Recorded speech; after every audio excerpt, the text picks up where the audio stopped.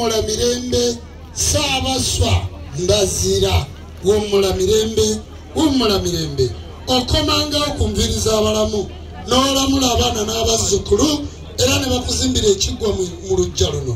ofuukanga ekyobulambuzi nkulangirira mu lubulu abatuukirivu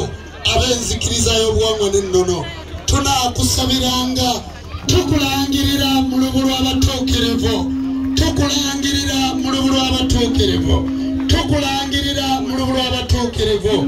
tukulangirira mu lubulu lw'abalwanyi ab'enzikiriza y'obuwangwa n'ennono tunakoolanga omuzimu gw'omu biggwa byaffe tunakoolanga amayembe g'omu biggwa byaffe tunakoolanga emisambo gy'omu biggwa byaffe tunakoolanga ggwe Saabaswa